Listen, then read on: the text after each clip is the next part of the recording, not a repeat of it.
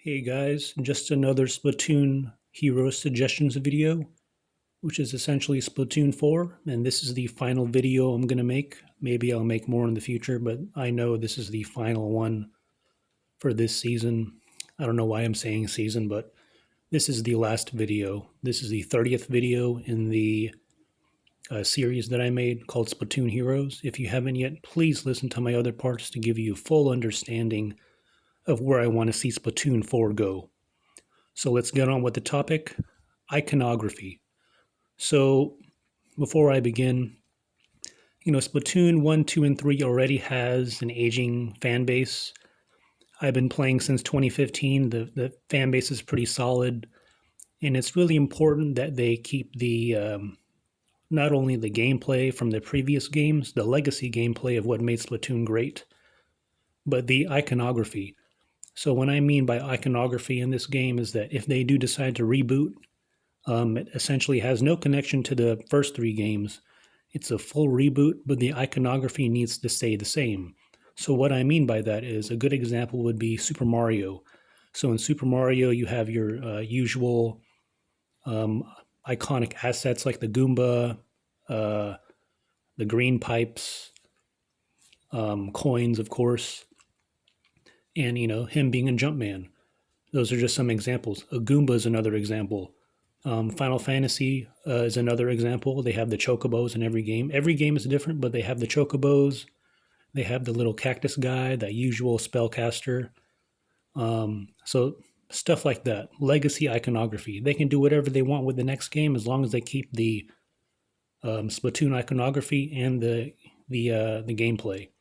So with Splatoon, it has of course squids, octolings, your shops, um, a guy who sells you merch, all that kind of stuff, weapons that make Splatoon visually look the way it's supposed to look. So things that are easily recognizable as, iconic assets. And, with the gameplay, Splatoon 3 has the best gameplay, and I think they can continue to work with that. And like I said, I really don't care about the lore. I stopped caring about the lore after 2. So I don't think people would mind if there was a reboot.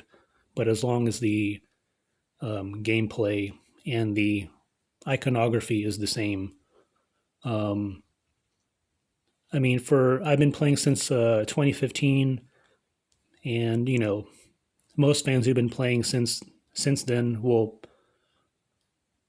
pretty much buy anything that Splatoon or Nintendo releases that's Splatoon related. So if they come out with a spin-off, if they come out with a spin-off game like which is coming out soon, Splatoon Raiders, I'm definitely going to buy it.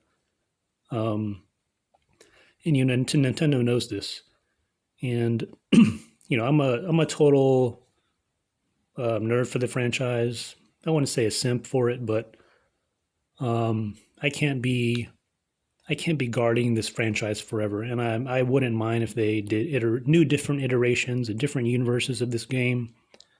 But as long as it's still Splatoon and it's still recognizable through gameplay and iconography. Um, and remember, this is for the kids.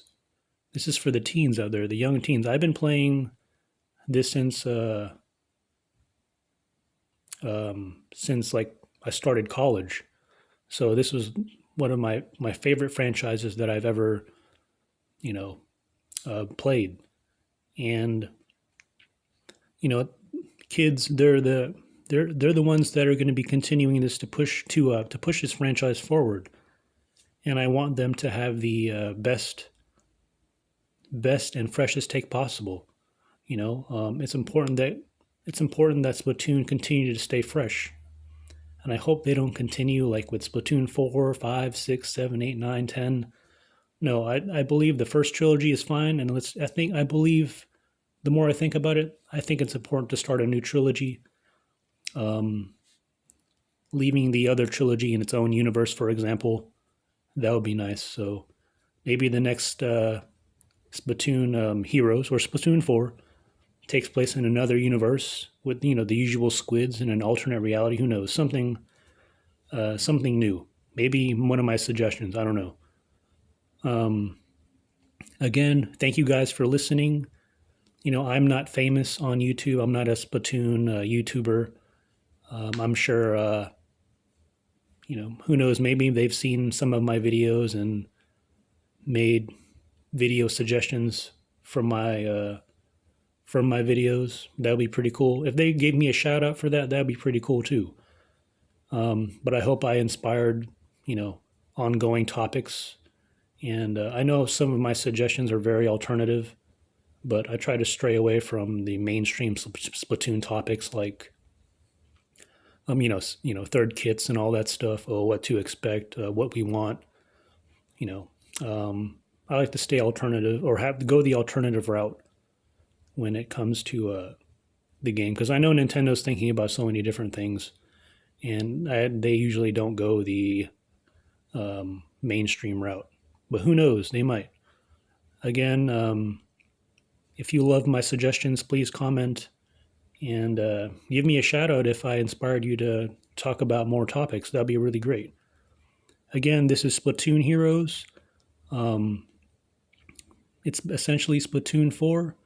And with this topic specifically, it's to let people know that Splatoon, in order for Splatoon to be successful, it has to contain and remain its gameplay and its iconography. They can change everything else and they can look different, but as long as you have these two elements that make it and keep it looking fresh, you're going to continue to bring in more fans.